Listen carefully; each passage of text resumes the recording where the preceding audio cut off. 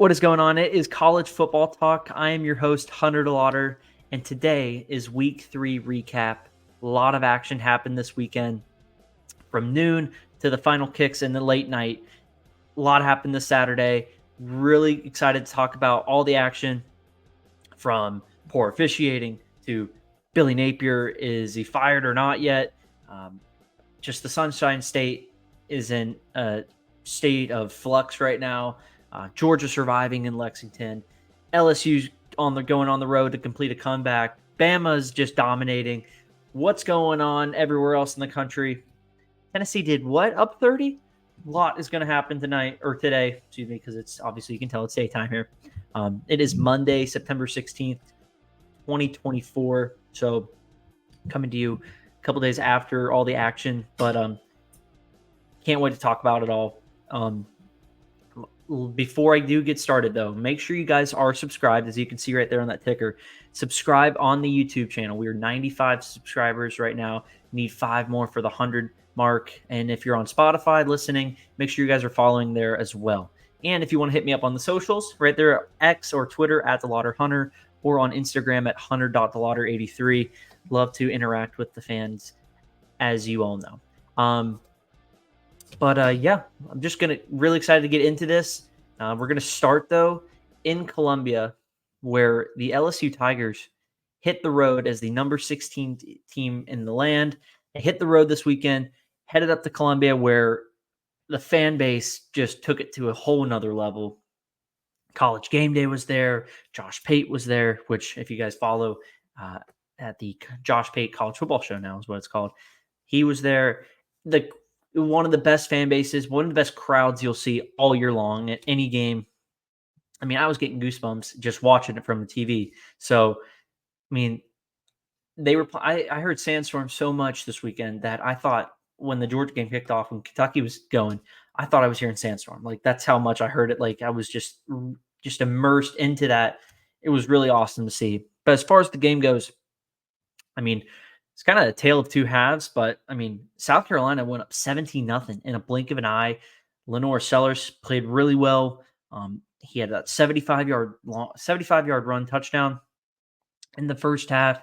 He threw a wonky pick, but I mean, that was in the back of the end zone, so it was going to be a touchback anyway. But credit though LSU on that, because that could have been points, and he did throw the pick. But I mean, South Carolina controlled the line of scrimmage. I came into this game thinking that it was going to be between South Carolina's defensive line versus LSU's O-line, and that had an impact too. But as far as South Carolina offensive line really played well in this game. I mean, South Carolina had 243 yards rushing on almost 6 yards a carry.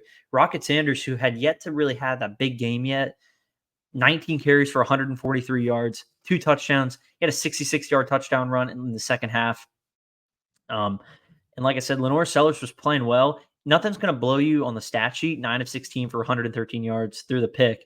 But he did have the 10 rushes for 88 yards, the 75-yard run. But he rolled his ankle late in the second quarter. And I can't remember if he tried to come back in the second half or Robbie Ashford played the whole half. But, I mean, just the offense definitely took a dip in production once he left. And I mean, that's just a credit to how well of a player he is. And like, I mean, South Carolina was rolling on offense, and then he leaves, they kind of stutter. And it's also a credit to LSU making some second half adjustments, because defensively in the first half, they looked rough. They gave up 24 points. I mean, they couldn't establish any sort of, dominance and presence up on the front. Secondary was kind of getting eaten up some, but they played really well in the second half. Only gave up 9 points. Now, there was a controversial play late in the fourth quarter I'll talk about here in a little bit. But as far as, offense or LSU goes, though, offensive line, like I said, it struggled mightily in this game. And that was the big thing I had wondered, because if they hadn't given up a sack all year, they had played well, and they were calling themselves like one of the best offensive lines in the country. Emory Jones Jr. and what's the other guy's name? I'm going to forget his name. It's going to come back to me. But there was, they have some dudes up front that will be legitimate first-round guys in the draft. And so Um, you know, would they be able to stack up against the Kentucky D line that caused havoc against Kentucky the week prior with Kyle Kennard and Dylan Stewart on the edge? And really, South Carolina dominated the D line on the line of scrimmage in that aspect. They sacked LSU twice, had 6 tackles for loss, just were causing pressure left and right. But credit to Garrett Nussmeier, who stepped up big time in the game. 24-40, 285, 2 touchdowns. They were down 17-0, and the place is going bananas. LSU seems like they don't have any answers, but credit to them. They got the ball back. They got a really nice drive going, and they scored. And it kind of steered back some of the momentum going back to LSU. And then all of a sudden they got a stop on a fumble. They scored again. And then all of a sudden we got a ball game. And that's what happened. I mean, penalties and missed opportunities, South Carolina really hurt them in the end of the first half. And then the big penalty, which don't agree with at all. This was a terribly officiated game. There was a play late in the fourth. Garrett Nussmeier throws a pick, becomes a pick 6, but gets called back because Kyle Kennard gets called for, I believe, an unsportsmanlike conduct or just a personal foul for Nussmeier doesn't become a quarterback anymore once he throws the pick. So Kennard throws his hands on his shoulder. He does like a flop almost, and he falls to the ground. Like flags just come flying out. And Kyle Kennard's trying to plead his case, like, I just pushed him. Like, I didn't even do anything. Like, it was just more of like a little shove. He gets called. The pick stands, but the pick 6 gets negated. I don't believe they ended up scoring on the drive. And it was a huge momentum swing because LSU would have been down, I believe, double digits at that point. And, who's to say that, South Carolina just puts it away right there. It doesn't. LSU got the ball back. They scored with just over a minute to go. And then South Carolina, a little questionable play calling towards the end of the game. They didn't have any timeouts, but they kind of played for the field goal and didn't try to get any more yards than when they could have. So they ended up setting up for a 49-yarder. The kick is, the kicker kicked the first time, called timeout. I've always believed that, don't want to do that because it's just the pure jinx. Just for some reason, it always usually happens most of the time. And sometimes it doesn't, but most of the time it does. For some reason, you kick the first time, it goes through, and then they get timeouts called. Second time, you kind of guess what happens.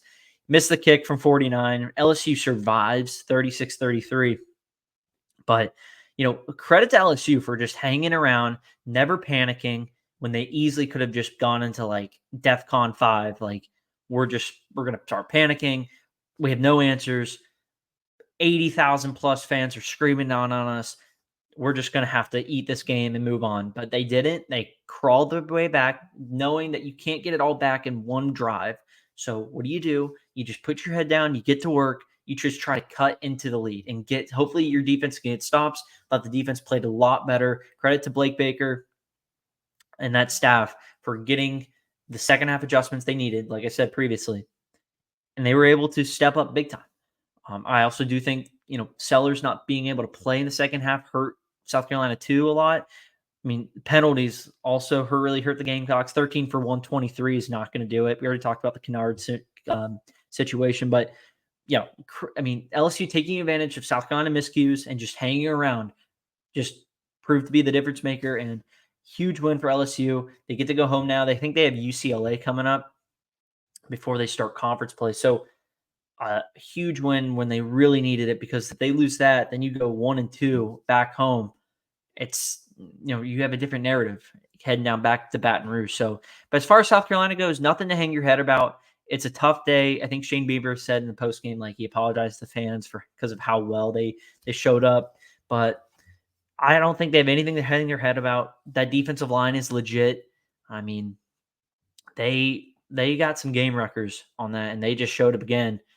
They did it last week. They did it Saturday too. So I think I forget who they have coming up. Let me double check real quick. I I want to say it's some cupcake. Yeah, they got Akron. So they're going to be able to get right in that game. Hopefully Sellers can either heal himself up that game or maybe he'll be ready to roll before they get in the conference play, because after Akron, they got Ole Miss, at Bama, at Oklahoma, and then A&M. So it's a tough 4-game stretch after Akron, but you never know. With that defensive line, maybe they can kind of hang around in ball games some and kind of pull off an upset or two. We'll see.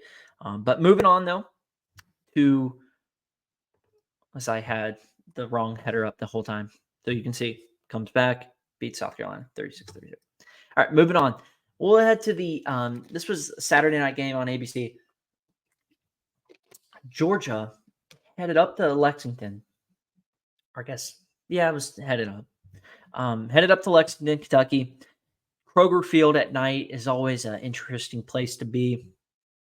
And these games always get weird in Lexington. I thought Georgia would be able to come out, maybe be a little slow at first, but be able to pull ahead and just kind of assert themselves. Was not the case.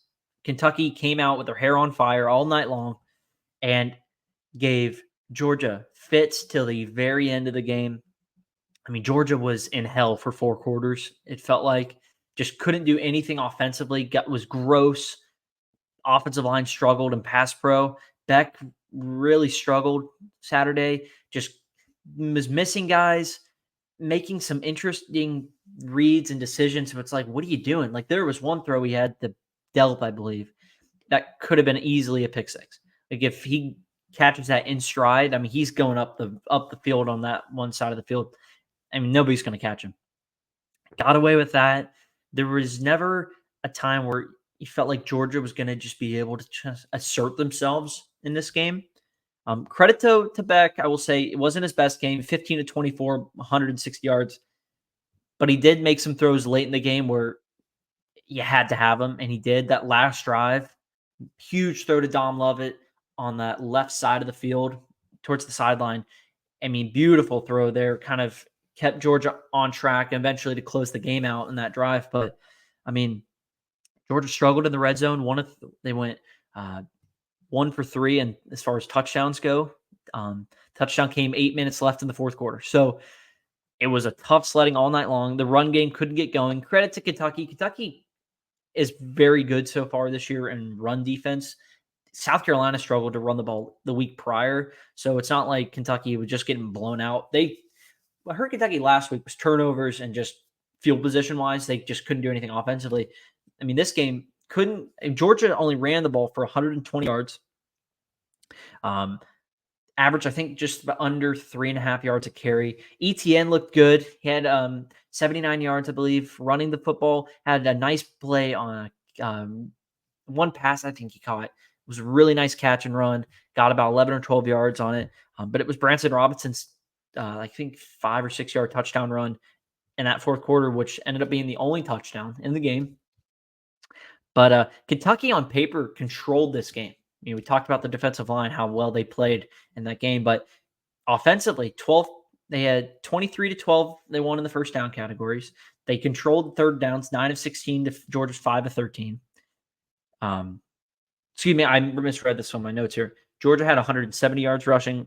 Kentucky had 120, but those were, I'm going to give a shout out to Kentucky's run game here in a second, but time of possession, Kentucky didn't control, but it just felt like they were able to slow the game down a lot, limit Georgia possessions, and that's what I thought maybe Kentucky would have to do in this game, and they did that. Offensively, they played a really good game. Just weren't able to capitalize when they got into when they got into Georgia territory, not able to do anything. I wrote down this stat that I saw on Twitter. Kentucky had 44 plays in their own territory, averaged 5.6 yards per play. Once they crossed the midfield and got into Georgia territory, 29 plays for 1.3 yards per play. Just not going to get it done, especially when you have playing against the number 1 team in the country. You had that team on the ropes. You have to be able to capitalize. Offensive line struggled mightily for Kentucky. 3 sacks given up, 5 tackles for loss. They were constantly under duress. Vandergrift was. Jalen Walker, Tyron Ingram, Dawkins, Raylan Wilson. These guys, I mean, really showed out for that defense. And Georgia's defense, my goodness, played a hell of a game. They kept Georgia in it and saved them in this game. They were able to make some plays late when they needed to. Where Kentucky got them and where it really showed was late in the game. I mean, Demi Sumo Carnabahi. I'm going to call him DSK for now.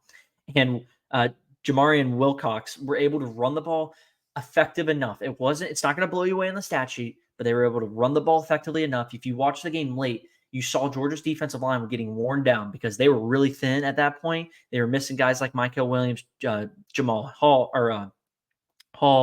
and then Warren Brinson. So they were already thin enough. They had 3 guys that played over 50-plus snaps on that D-line. I mean, that is wearing you down.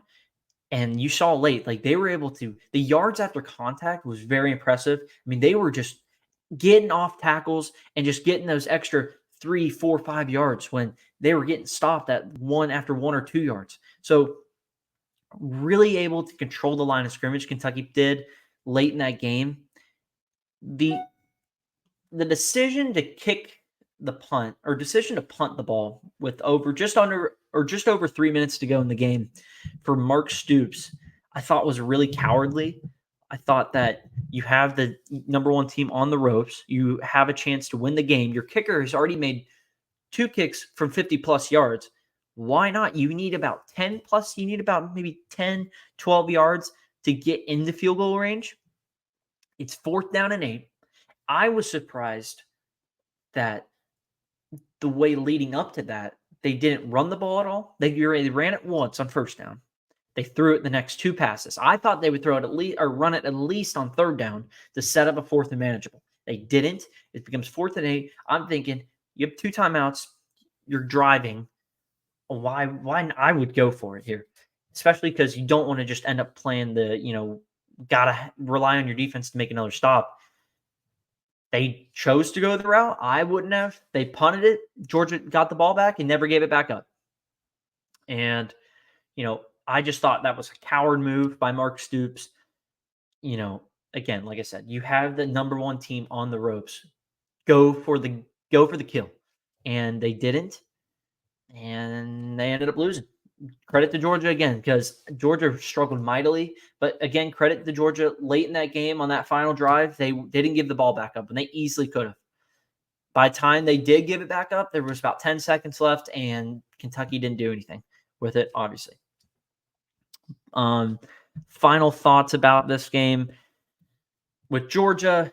I think the bigger story is Georgia struggling mightily as a 20. I think the line closed at 22, but I mean, the last 3 times they've played in Kentucky, it's been 13-12, 16-6. That 16-6 was the 2022 year when Kentucky was coming off a loss to Vanderbilt, and Georgia struggled mightily in that game. It was a weird, just boring game. But that year, I mean, Georgia went on to win the national title. I mean, and then 2020, 14-3 was the final. Georgia won. So, Kentucky just is this weird place that Georgia seems to be struggling with late. They're always physical with Georgia when they're playing them in Lexington. The games usually get out of hand in Athens, but in Lexington, things get weird. It gets scrappy, and they turn the clocks back about 30 years. So ugly game for sure. I think this is now Georgia's 15th consecutive win against Kentucky. That's very impressive if you're a Georgia fan, but it's not good if you're Kentucky. And final thoughts here for Georgia. I thank goodness they have a bye week coming up because they need to get that D-line healthy. They need to figure out what they're doing on the outside with the pass blocking goes, especially because the wide receivers are missing blocks, tight ends are missing blocks. They're not able to get the screen game going. And as far as pass pro goes too, you missed Tate Rowledge is out now for a couple of weeks. I think he has a sprained MCL and a sprained ankle, so they're going to have to fill in a spot that left guard spot. I believe he's at. They're going to need to fill it in, and they're going to have to play a lot better. But I just think getting healthy and having this bye week right now is critical for them because they go to Bama now in 2 weeks before they come home for a 2-game homestand. So if you want to have any shot against Bama, you need all your guys healthy, ready to roll. And I think they'll have Michael Williams back by then. Warren Brinson, we'll see. But let's. I mean, if you're a Dog fan, you better hope that you can get your guys healthy and ready to roll. I don't think people should be overreacting any. They do this at least once a year. They struggle in the last 4 years. They've struggled in SEC road openers. So I wouldn't struggle at all. You're still, remember, with no preseason, you're still working things out. And I just think this is just one of those games. And it's even more credit, I think, to Georgia too. They were able to win ugly and show that, like, even when their offense isn't rolling, defense can step up when they need to and carry a game. So moving on, though, because we're spending too much time on that. Bama went up to Wisconsin this weekend and jumped around. No pun intended there. Rolled Wisconsin 42-10. I mean, not much really to say about this game. It was kind of like a boa constrictor looking at its prey and just kind of circling it and just constricting Wisconsin till they can take their last breath, and then they just go for the kill, and you snap the neck, and then it's dinner time. That's kind of how this game went. Tyler Van Dyke, Wisconsin's quarterback, can't speak today, got injured on the first drive of the game with about 11 minutes still to go in the first quarter. And from that moment, Wisconsin didn't have a good chance going into the game, and from that moment, the game kind of ended right then and there. Bama just overwhelmed Wisconsin, with just physically overwhelmed them. Not even in the line of scrimmage. I mean, just dominated them. Just, you can tell which team, just even on paper, and then just watching them on the field, like which guys are just more physically gifted, dominant, and that was Bama. Offense for Wisconsin's just too limited, and the defense just, I mean, as the game goes on, they held up all right, started the game, but just wearing down as the game goes on. Even the secondary that Wisconsin relies on as like a strength, just they gave up too many big plays. They tried stacking the box to stop the run, and when you're doing that, you're going to play right into what Bama wants to do and just get you over the top, and that's what they did. Jalen Milroe, player of the game, 16-22, 226 yards. He averaged 10.3 yards a throw with 3 touchdowns. And then he was the lead rusher, too, for Bama. 14 carries, 75 yards, and 2 touchdowns there. He had five total for the day. Ryan Williams, guys, we talked about him last week. Talked about him going into this game. I mean, he's a star. I mean, he's a star in the making. 4 catches, 78 yards, had a 31-yard touchdown pass. He averaged 19.5 yards per catch. I mean, this guy's he's 17 years old. He's a kid. He's not even a legal adult yet. He can't vote in this upcoming year's election. I mean, he should be a senior in high school right now, getting ready for homecoming, prom, whatever. Like, he's catching touchdowns for the Crimson Tide and probably their best receiver now. Jeremy Bernard had a good game too, but I mean, Ryan Williams is the guy right now for for Bama, and it's really fun to watch. So we'll continue to see how he grows. Bama, looking ahead, because they were on a bye week now coming up too before the big collision course with Georgia. I think, Bama hasn't been tested yet as far as, that secondary for Bama hasn't been tested yet by a legitimate offense, as well as Bama as a whole. They haven't been tested in this perspective of a team matching them and scoring, like matching them score for score. So hopefully Georgia does that. But Bama, not only with Georgia, I mean, Bama still has to play Missouri, Ole Miss, Tennessee. Like, they're gonna get tested down the road now. And LSU, like, they will be matched. That defense will be tested some, and it starts in 2 weeks with Georgia coming to town.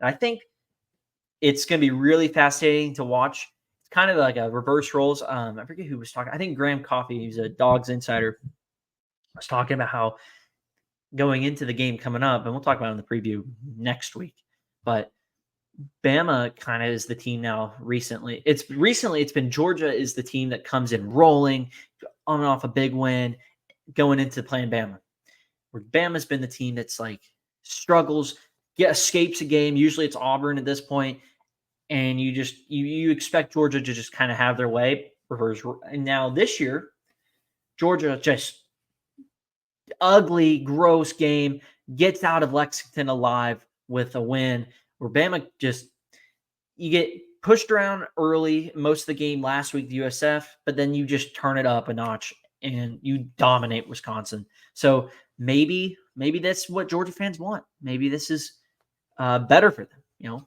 doubt them. So maybe Kirby Smart wants that rat poison. I don't know, but you never know. But that's going to be a hell of a game. I can't wait to watch that. That's going to be definitely game of the week in my eyes. So, but that's not for next week. Not this week, following. So we're moving on, though. Credit to Bama for dominating. SEC teams now, back-to-back weeks, have gone up to Big Ten country and just steamrolled their opponents. All right, moving on to Texas A&M. What's the word I'm looking for here? It's not head down. Took a trip, we'll say, to Gainesville, Florida, to the Swamp. Take on a Florida team that just kind of stumbling their way in. A lot of controversy coming into the week with that quarterback controversy with who should be starting. Should it be Graham Mertz? Should it be DJ Lagway? There was head coach controversy about Billy Napier's future as the head coach. So a lot of off-the-field antics were going to be something to watch to see if it would carry into the on the field. And it kind of did, because whether or not Florida won or lost, fans are still going to be unhappy with the head coach situation. Nothing was determined or proven with this quarterback system now that they seem to be going with this 2-quarterback approach. I'm not a big fan of it. I think 2-quarterback approaches never work in my eyes. Auburn didn't work out last year with Auburn. Trying to think. I want to say, did South Carolina have it too? No. There's other teams. I can't think of them right now. But Auburn just kind of sticks out the most because it happened recently with last year with Peyton Thorne and Robbie Ashford. It doesn't work. Like you take off the field issues now, quarterback controversy about every week now. Who should be starting? Who should be starting? It should be him. It should be him. And that's all you heard all week leading into the game. And in this game, you didn't really see anything different. I mean, Mertz played better than Lagway. Mertz went 12 of 15 for 195 yards and a touchdown. Threw a pick. It was a pick six. That was like the knockout blow. Well, it was the knockout blow in the second half. The first half, there was many knockout blows. Lagway went 6 of 13, two interceptions, threw a touchdown late in the game, only had 54 yards. Both of them, I talked about this in another podcast for mine, Orange and Blue Sports Network for WRUF.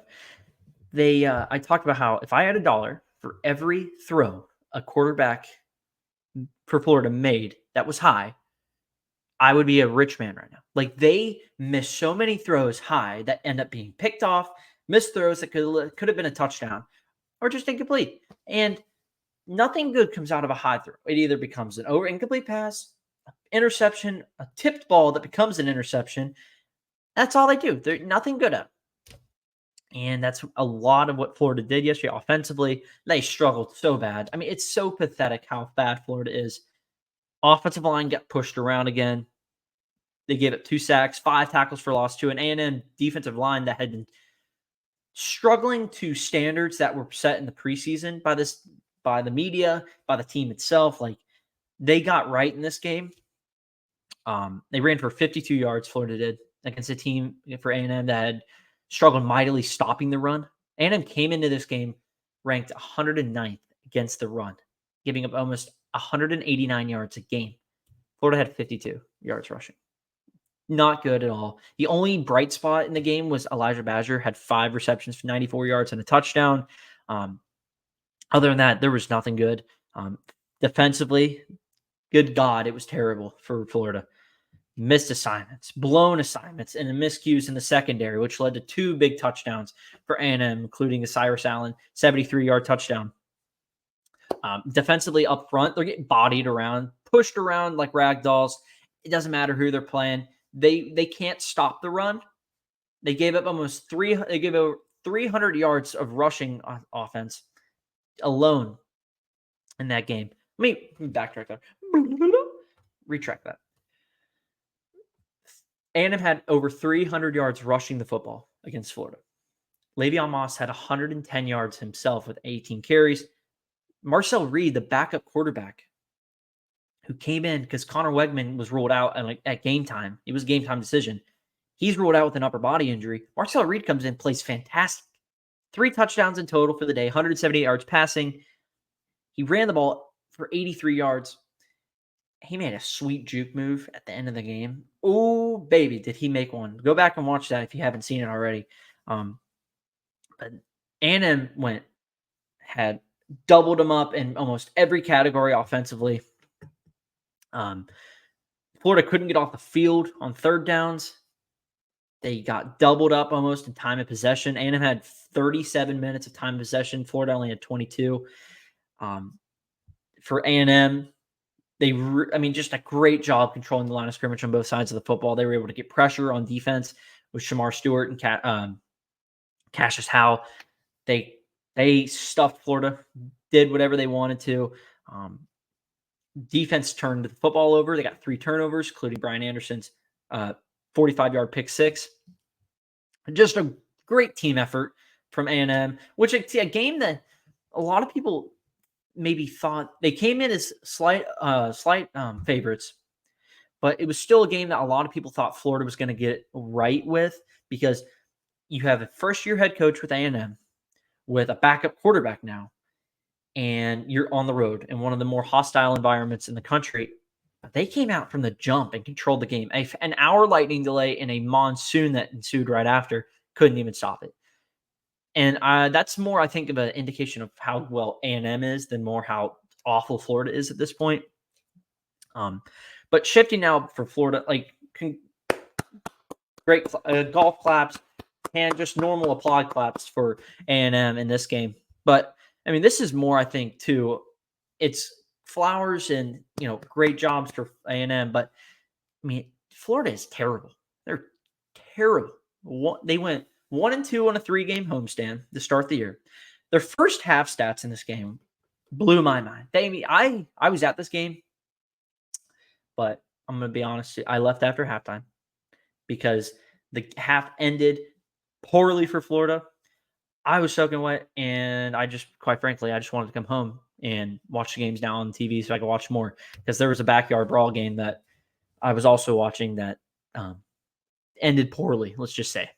But first half stats probably one of the reasons why I left. A&M, 18-3 first downs, 4 of 8 on third down.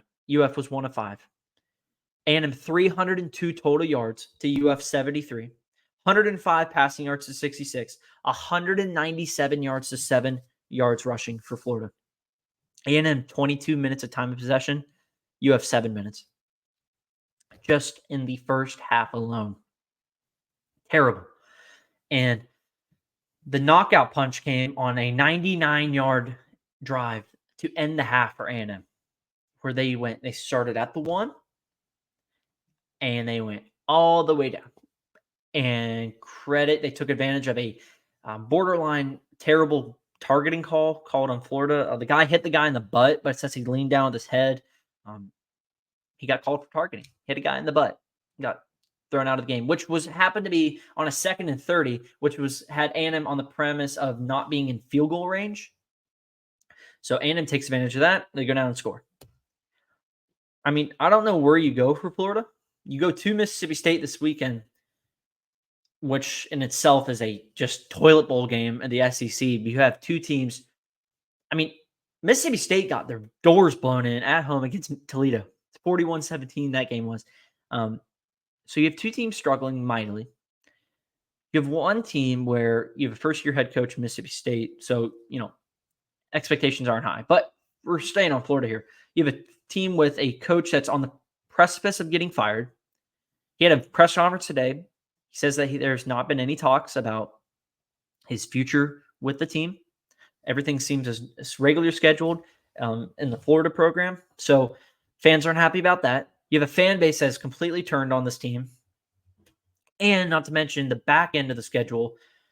is just brutal for Florida. And you were supposed to be able to win this game. And you didn't. You didn't win. You got just destroyed at home again. They took the pay. They looked at the Miami game. They said, first of all, we're going to wear all white uniforms. And second of all, we're going to just destroy you because we're going to do what Miami did and we're going to do it again. And that's what they did. You know, it's going to be a long season for Florida. I don't know where they go from here. I don't see, maybe they can get the Kentucky game. I mean, UCF's going to come in here and probably win. Kentucky might be the only game they might be able to because Kentucky doesn't have enough pass catchers. But that running attack for Kentucky with DKS and Wilcox is going to be good enough to control the line of scrimmage again. If you're any team that plays Florida, you just need to run the football. They can't stop the run for nothing. Nothing.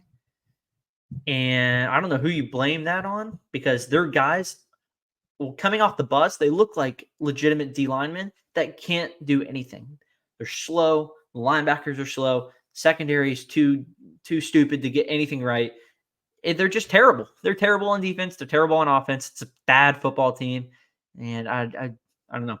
But we'll move on though to staying kind of with Florida. What's next for Billy Napier? A lot of people thought that Saturday night, there was a report that came out that early Sunday morning there would be a board of trustees meeting within the program regarding whatever. Obviously, you don't just schedule that without probably someone's job on the line. Nothing came out of it that I've seen.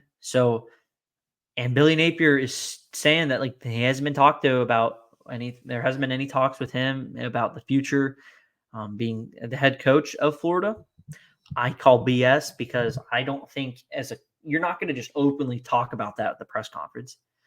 I commented on a tweet earlier today about it. I was like, I don't think you just openly talk about that. That's just not what you do. You'd be like, yeah, Scott Strickland, the AD, and I just been chit-chatting it up. And guys, I'm on my last legs. You're not going to say that. So, I mean, everyone should just be expecting that they have been talking. But, he has a $26 million buyout if they do choose to do that. If they get blown out or lose just in general, in just some sloppy way to Mississippi State, and they can't get right before the bye week, I would not be surprised. If they look ugly against Mississippi State, and if they look ugly and lose with the bye week coming up, I would not be surprised at all if he's gone after that. If they win, I think he sticks around. I think this game is going to determine if he's fired or not after next week. And at this point, it's not a matter of if, it's a matter of when. And it stinks because I think, people want to joke around and say he needs another year and stuff, but it's you had to replace what Dan Mullen kind of left for you. Mullen was winning on the field towards the last part of the season, but he just wasn't recruiting at all well enough. So Napier had to come in, fix all that. They're redoing the whole program as far as the facilities go, all of that. It's they finally have all that done. You have all the guys right. But it's just not working out. And just when you kind of know. But credit to Billy Napier. Listen, if his plan all along was just get a big-time job and just run it into the ground, but you get paid in the process to be fired, he's a genius. An absolute genius. They do fire him. I don't know who comes in as the interim because there's not really anybody on the staff that's built to be a head coach. So I would assume it would probably be Ron Roberts, but I'm not sure. I wouldn't know, to be honest with you. So I can't wait though. Ole Miss comes to town late November, and if they're looking for a coach, you know what they're going to be looking for. Looking at Lane Kiffin. I know a lot of people would think Lane Kiffin would leave. Personally, I wouldn't leave Ole Miss, but I mean, I guess you go wherever the money's good. But as far as Billy Napier goes, his job will be on the line if his job wasn't already on the line, it will be on the line Saturday at noon. ESPN, the Toilet Bowl, Part 1, because Florida State down the road. We'll talk about Florida State in a little bit. That game will be next level toilet. I mean, you're looking at Comedy Central, 8 o'clock Eastern time. It's the prime time spot on that game. But yeah, he's going to be playing for his job after Mississippi State, and if he loses that, he will not be back. That is my belief. If he wins, maybe. If it's ugly, maybe he still doesn't. Because after the bye week, they have UCF, Kentucky, and then Tennessee.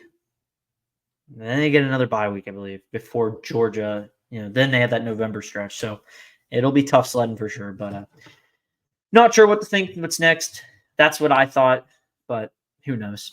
Who knows? He may just keep him the whole year. Heck with it. Moving on. Around the country we go. We're just going to run through a bunch of other games that happened this week that aren't some of the headliners. Tennessee won 71-0 against Kent State. They were up 30-0 after the first quarter. They kicked an onside kick up 30-0 and got it. And, obviously later scored. They went up 65-0 at half.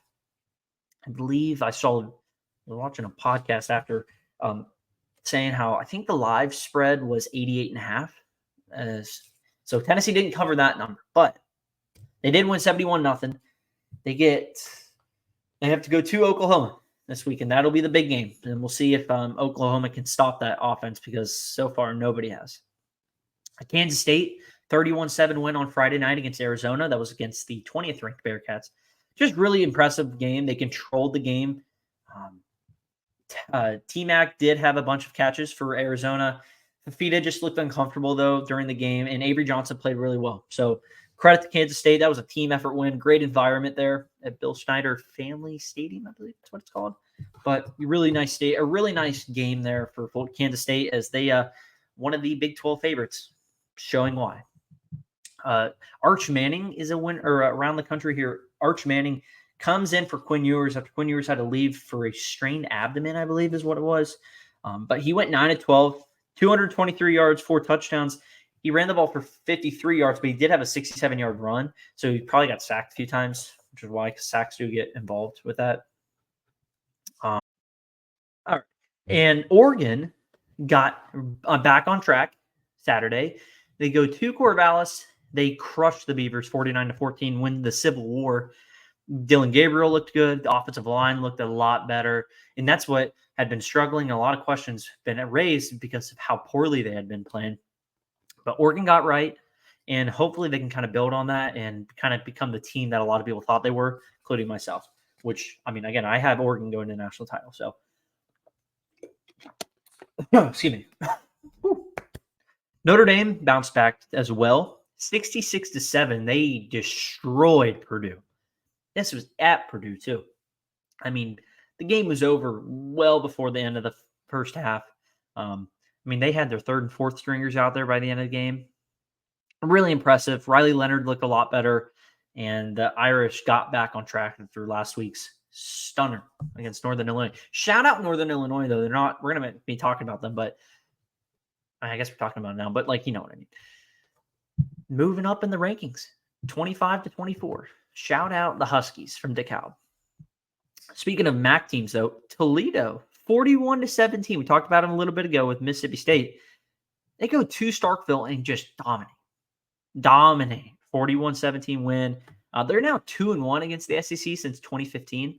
Don't want to alarm you, but that's, Ohio State since 2015 is 0-3. Just saying. Is Toledo the best team in Ohio? A lot of people are maybe asking. Colorado, 28-9 win over Colorado State. Colorado State been talking a lot of smack this weekend, and they did not back it up. It's okay to talk smack, but if you're gonna, if you can't back it up, then karma will be paid, I guess. But Shooter Sanders looked good. He had over 300 yards throwing, had 4 touchdowns.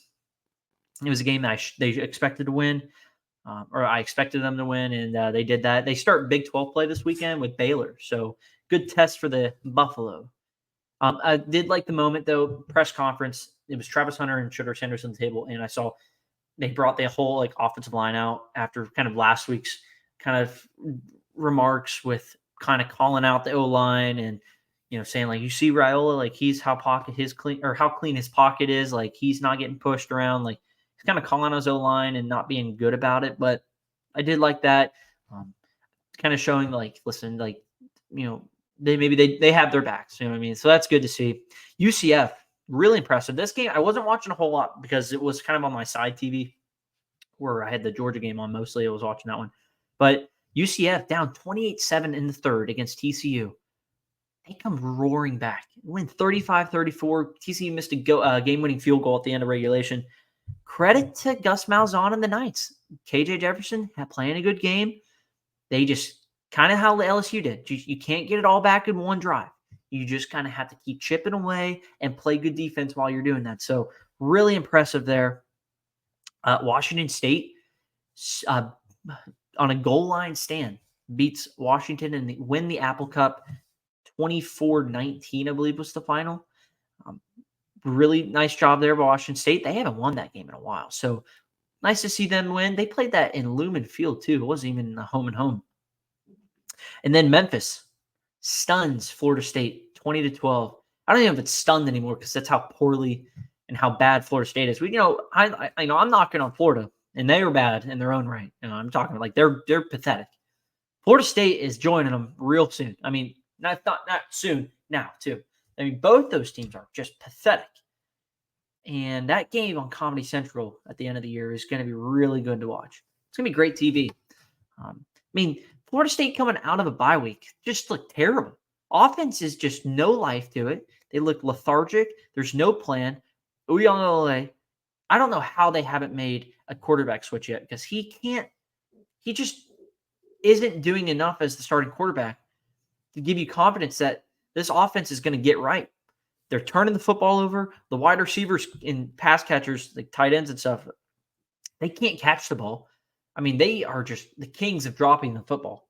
Defense played a lot better at Florida State. I'll give them that. The defensive line, which had been struggling stopping the run, couldn't. They just couldn't stop them. They played a lot better. But Memphis controlled the game from the start, and credit to them. They go in there, and as a team that is one of the leaders or one of those leading teams to get into the playoff as the Group of 5 team, they are making a good case now with 3-0 with a win at Doak. So FSU has Cal coming up next. I don't know. I don't know. I mean, the team stinks. So until they can do anything on offense, I mean, they're averaging, I think, 12 points a game now. So that number they scored Saturday is right there on average. They were scoring almost 40 points a game last year. They have averaging 12. So it's not good. Not good at all. So that's going to be it for around the country. Moving now into winners of the week here as we finish up today's podcast. Winners of the week, Memphis, just talked about them. Go to Duke, get a massive win, controlled the game from the start. LSU is the second winner of the week to kind of not panic, to not panic and to just kind of put your head down and get to work. It was really impressive to see. Same thing with UCF. Both teams completing big-time comebacks on the road. Winning games on the road is one thing, especially in big-time college football. To do it while trailing by double digits is another thing, and that's really impressive to watch. LSU and UCF, what they did. Oregon getting right was another winner. Bama and Notre Dame also. All three of them. Well, Oregon and Notre Dame were mostly the two teams that they kind of got back on track finally. We saw what they can do and doing it on the road as well. A lot of impressive road wins this week. Bama, talked about them already, and Texas A&M. Just to do that, to go on the road in a really nice crowd for Florida had, and just dominate from the jump. Just completely neutralized anything Florida had as far as life went, and they squashed any hope as well. Losers of the week here as we round out today's episode. Vanderbilt and Mississippi State both losing to Group of 5 teams at home. Not good. For Vanderbilt, Vanderbilt went on the road, excuse me. Vanderbilt went to Georgia State and lost, and the Mississippi State lost to Toledo. We just talked about them. Florida and Florida State, I don't know really more what you want me to talk about with that. I mean, they're just, both of them are pathetic. Both of them can't score, can't stop anyone on defense. Florida State, if I had to choose a game now, I'd probably pick Florida State to win, just specifically defensively. I think they're better. And at this point, you may just need a safety to win between those two. Georgia's a loser of the week. Really gross offensively. Defensively, that's a winner of the week. But, I mean, if it wasn't for defense and Georgia stepping up big time, I mean, I don't know. I mean, they were probably a bad coaching mistake away from losing this game. So they better get right in that bye week before they go to Tuscaloosa, because if they play like that, they will lose by 3 touchdowns, legitimately, to Bama. That's just my opinion. Hopefully they can get things right, but they cannot be like that going forward, because they have too many important road games to not be playing well enough. And then Purdue, just to get embarrassed like that at home is kind of gross. So, but that's going to be it though for today's episode. Make sure you guys are subscribing to the podcast. Like I said, subscribe on YouTube, listen on Spotify. We're 5 subscribers away from the 100 mark. So make sure you guys are subscribing if you aren't already. And if you're new to the podcast, please hit that subscribe button. You do not want to miss anything. I'm here all year long talking college football. So just subscribe and like the video as well. If you're on Spotify, again, hit that subscribe button. Leave a comment below. And if you want to follow me on socials, like I said before, at DeLauder Hunter on Twitter, Hunter.DeLauder83 on Instagram. I will be back probably, today's Monday, probably do about Thursday will be the preview episode for week 4. So make sure you guys are watching and liking this video today. We'll be back Thursday. I'm Hunter DeLauder. This was College Football Talk. I'll see you guys next time. Enjoy.